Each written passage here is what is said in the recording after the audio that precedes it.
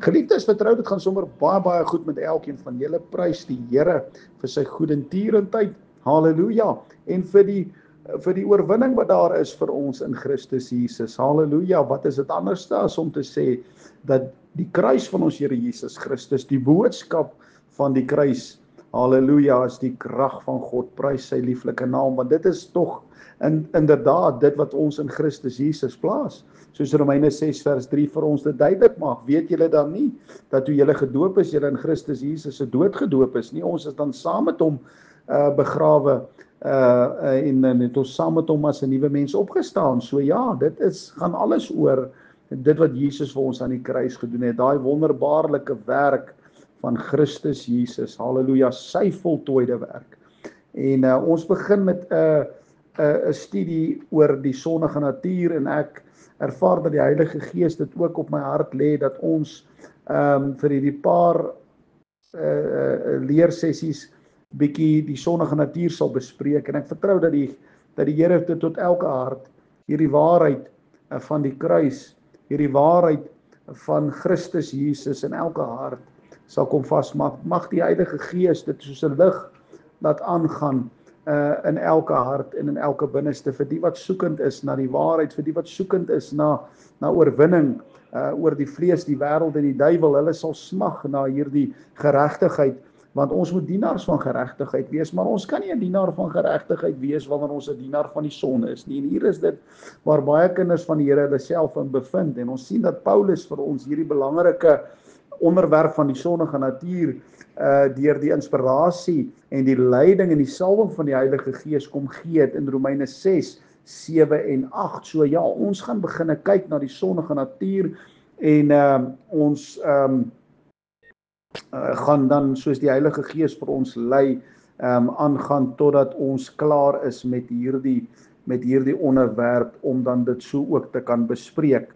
So die sondige natuur, kom ons kyk. Wanneer ons as mens tot bekering kom en wedergebore deelagtig word,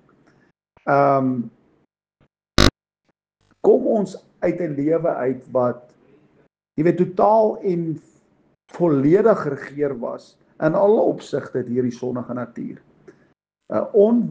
Ongeredde word 24/7 beheer deur die sondige natuur. Al neem dit verskillende vorms aan op verskillende mense. Ek meen die sondige natuur, baie mense het nie 'n probleem met homoseksualiteit nie. 'n Ander het weer 'n probleem met homoseksualiteit. 'n Ander een het nie weer 'n probleem met drank nie. 'n Ander een het weer nie 'n probleem met so nie, maar hy het 'n probleem met lieg, of hy het 'n probleem met hoereerdery. Geliefde boetie en sussie, watte areas en watte pieklevels daar op die sondige natuur is, dit bly nog steeds, daar is 'n sondige natuur, en dit is waarvoor Jesus kom sterwe het, om die mag van daai sondige natuur te verbreek in jou lewe. En hoekom word die sondige natuur nie baie oor gepraat nie? Ons gaan na al hierdie dinge kyk, maar wat ek op wil fokus vandag in hierdie eerste les, is net om vir julle dit duidelik te maak, die gevaar van hierdie sondige natuur, en dan ook dit te kan blootstel in ons as kinders van die Here se lewe. Dat ons sal dit die erns van die saak sal kan begin sien in ons eie lewe. So geliefdes, ja, die sondige natuur piek in ander mense se lewens in sekere areas, en dit neem verskillende vorms aan, maar dit bly nog steeds die sondige natuur, soos ons genoem het en gesê het. Maar kom ek sê vir julle dat baie mense hou hierdie sondige natuur onder beheer en onderdruk dit tot daar 'n ontploffing is. En dan is dit 'n groot moeilikheid, want dit bewerk die ongeregtigheid en die dood, want die uiteinde van die sonde is die dood, die loon van die sonde is die dood. So waar sonde heers, is daar dood te werke, geestelike dood sowel as fisiese dood. Maar elke probleem, maak nie saak wat dit mag wees nie, elke ongeregtigheid is sonde. En alles buite Christus is ongeregtigheid. So het sy dit 'n goeie vorm wat hy voorhou, dit bly nog ongeregtigheid as dit nie in Christus Jesus deur die geloof en wat hy vir ons aan die kruis gedoen het is nie. So ja, ons moet dit onthou, dat hierdie sommige mense traai dit onder druk, traai dit onder beheer hou, maar kom ek sê vir jou, dit is soos iemand wat 'n perd ry. Baie mense ry daai perd, en hulle het 'n leisel aan, hulle hou dit in toom, maar daai perd gooi nog vir hulle steeds rond, maar dan is daar die wat glad nie is leisels aan het nie en hulle hardloop. So wat daar baie mense het 'n sterk wilskrag om sekere dinge te onderdruk, maar die wortel van die sonde is nog daar, en hierdie wilskrag kan nie die oorwinning bring oor hierdie sondige natuur nie. Hy kan hom tot in 'n mate onderdruk, totdat daar 'n ontploffing is, en dan is dit 'n hele moles van ongeregtighede wat daar gevolg is. En dan is dit net verderf wat gesaai word, as volgens die vlees saai, soos die woord van die Here sê. En dit bring die dood voort. So as ek en jy as gelowiges eerlik met mekaar kan wees en eerlik voor God kan wees, as ons gaan terugkyk na ons verlede, voor ons dat ons die Here geken het, sal ons maar erken, jy weet, dat daar is soveel dinge wat die sondige natuur veroorsaak het in ons lewe, en soveel dinge wat ons berou het oor nou. Soveel dinge wat ons net kan verbaas en staan, hoe kan ek dit ooit in my lewe gedoen het? Jy weet? En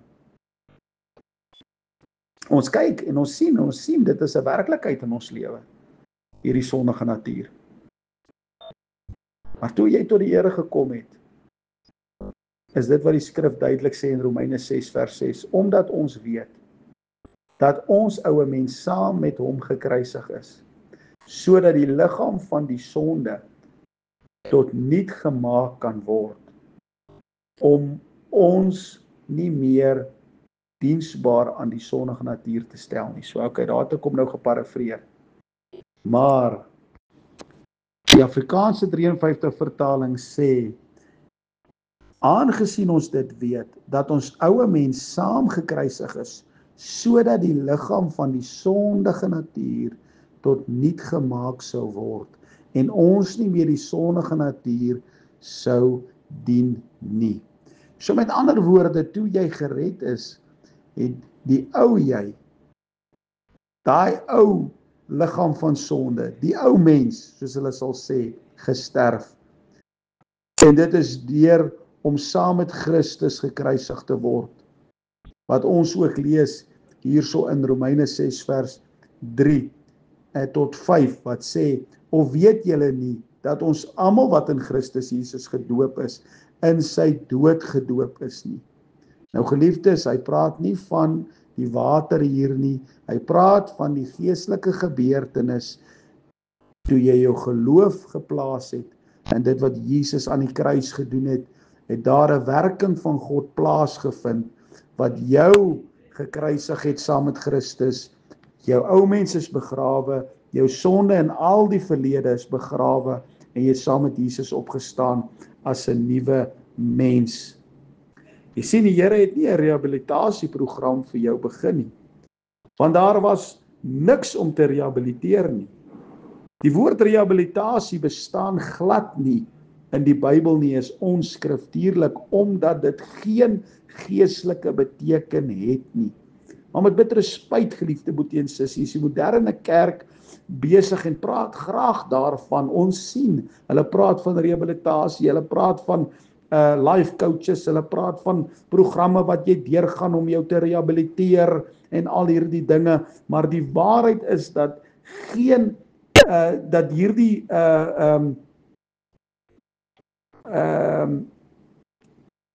rehabilitasieprogramme en al hierdie dinge het geen Bybelse grondslag nie. En die term kom hoofsaaklik uit humanistiese sielkunde, en dit is nie volgens die woord van die Here nie. Kom ek maak dit duidelik, geliefde boetie en sussie. God rehabiliteer nie die ou mens nie. Hy herskep jou tot 'n nuwe skepsel in Christus Jesus. 2 Korintiërs 5 Vers 17 sê, daarom as iemand in Christus is, daarso is die doop in sy dood. Daar is die geestelike werk van God in die hart, halleluja, en in die lewe van 'n gelowige wat sy geloof geplaas het in dit wat Jesus aan die kruis gedoen het, is hy 'n nuwe skepsel, sê hy die woord. Die ou dinge het verbygegaan, kyk, alles het nuut geword, prys die Here. En dit is op daardie oomblik, geliefde broeder en sussie, met wedergeboorte waar hierdie sondige natuur totaal kragteloos gemaak is. Jy sien die koning wat geheers het oor jou hart is nou gedethroned, soos hulle sal sê, hy's af van hy troontjie afgehaal. Jy sien die King James vertaling gebruik die Griekse woord kategario.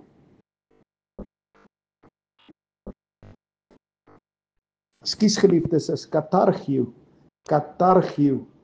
en dit presies beteken om van geen uitwerking te maak nie.